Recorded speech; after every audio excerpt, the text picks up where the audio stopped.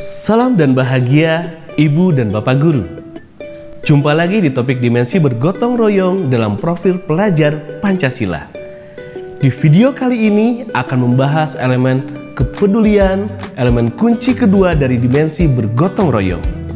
Elemen kepedulian terdiri dari dua sub-elemen, yaitu tanggap terhadap lingkungan sosial dan persepsi sosial.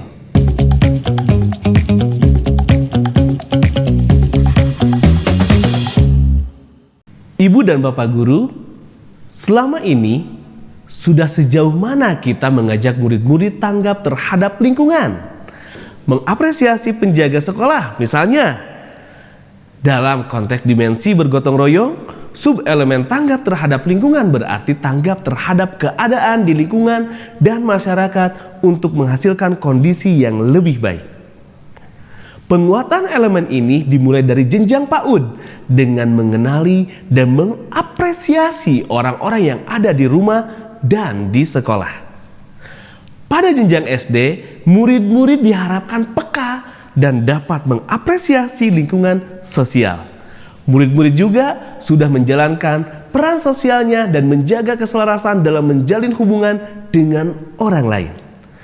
Pada jenjang SMP, murid-murid naik tingkat, tidak hanya tanggap terhadap lingkungan sosial, tapi juga mulai berkontribusi sesuai kebutuhan masyarakat. Sementara di jenjang SMA atau SMK, murid-murid didorong untuk berkontribusi membuat keadaan menjadi lebih baik dari sebelumnya. Misalnya, warga di sekitar Desa Gunung sedang bekerja bakti memperbaiki pagar sekolah. Kekuatan sub-elemen tanggap terhadap lingkungan digambarkan murid SD Desa Gunung dengan berterima kasih serta memberikan apresiasi pada warga yang sedang bekerja bakti. Misalnya dengan mengambilkan minum. Pada jenjang SMP, sikap ditunjukkan dengan ikut serta bekerja memperbaiki pagar.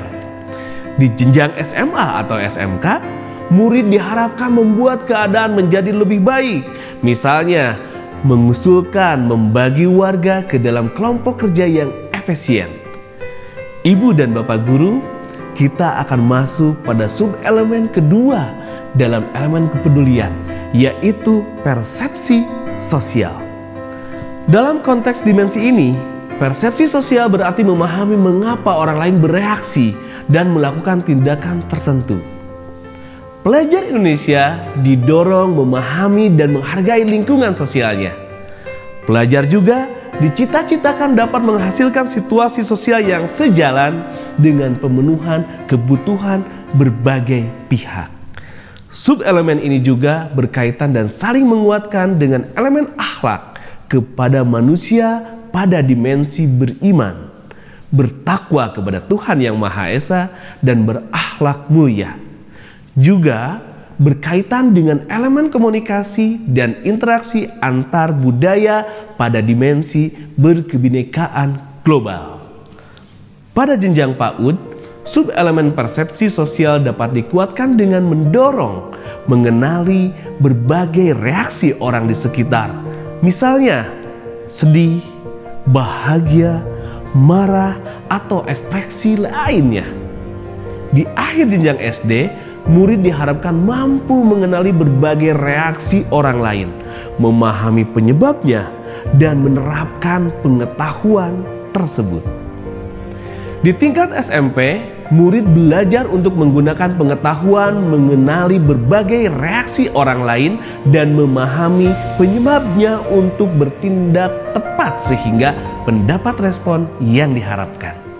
Setelah lulus dari jenjang SMA atau SMK, murid diharapkan mampu melakukan tindakan yang tepat agar mendapat respon yang diharapkan dalam rangka penyelesaian pekerjaan dan pencapaian tujuan. Dalam prakteknya, misalnya, penjaga sekolah terlihat menunduk terdiam, wajahnya sedih dan beberapa kali menghela napas. Setelah ditanya, penyebabnya adalah karena anak penjaga sekolah sedang sakit. murid SD dengan subelemen persepsi sosial akan menanyakan perasaan penjaga sekolah. Setelah mendapatkan jawaban dari penjaga sekolah, mereka berupaya untuk melaporkannya pada gurunya. Pada jenjang SMP, sikap ditunjukkan dengan bertindak, misalnya membawakan makanan dari rumah. Di jenjang SMA atau SMK, murid diharapkan bertindak menginisiasi penyelesaian masalah, seperti mengusulkan dan membantu penjaga sekolah mengurus pengobatan gratis atau terjangkau melalui jaminan kesehatan. Ibu dan Bapak guru, kita dapat menguatkan elemen kepedulian yang terdiri dari dua subelemen yang telah kita bahas melalui pembiasaan yang konsisten dalam semua program kurikulum. Kita lihat cerita berikut yuk. Pak Awan mengajar di sekolah SMP Muara Asri yang terletak di pinggir sungai besar. Murid-murid di kelas Pak Awan sedang belajar mengenai produk teknologi ramah lingkungan. Pak Awan bercerita mengenai tingginya polusi di sekitar lingkungan, termasuk di sungai. Setelah berdiskusi, murid-murid sepakat bahwa akan sangat membantu jika ada cara untuk menjernihkan air sungai tersebut. Akhirnya, kelas memutuskan untuk membuat prototipe penjernih air sederhana secara berkelompok. Pak Awan meminta murid berdiskusi untuk menyelesaikan kebutuhan kelompok. Ada yang mengumpulkan dan membuat peralatan. Ada pula yang bekerja membuat lembar amatan percobaan. Setelah itu, penjernih air diuji coba dengan menggunakan air sungai di sekitar sekolah. Setelah proses selesai, Pak Awan mengajak murid-murid berefleksi. Mereka merefleksikan peran masing-masing. Bagaimana kontribusi peran tersebut terhadap pekerjaan kelompok, serta bagaimana mereka membantu satu sama lain untuk menyelesaikan permasalahan yang ada. Mereka juga memikirkan apa dampaknya kepada masyarakat sekitar jika prototipe mereka bisa direalisasikan. Melalui mata pelajaran yang diajarkannya, Pak Awan mengajarkan muridnya untuk mengambil peran dalam lingkungan sosialnya. Dalam lingkup kelas, murid belajar berkontribusi sesuai peran dan pembagian tugas dalam kelompok. Walaupun solusi baru berupa prototipe sederhana, namun seiring dengan perkembangan karakter dan ilmu murid nantinya, bisa saja prototipe ini bisa direalisasikan nantinya. Apa yang dilakukan Pak Awan tadi dapat dilakukan pula di jenjang dan mata pelajaran lain, disesuaikan dengan kemampuan dan kebutuhan murid. Di kelas PAUD, aktivitas ini bisa dilakukan misalnya dengan bermain permainan perasaanku. Guru menyiapkan kartu ekspresi gembira dan sedih untuk tiap murid. Setelah itu, guru membacakan premis. Misalnya, aku tidak boleh menonton TV. Aku bangun pagi karena harus pergi ke sekolah.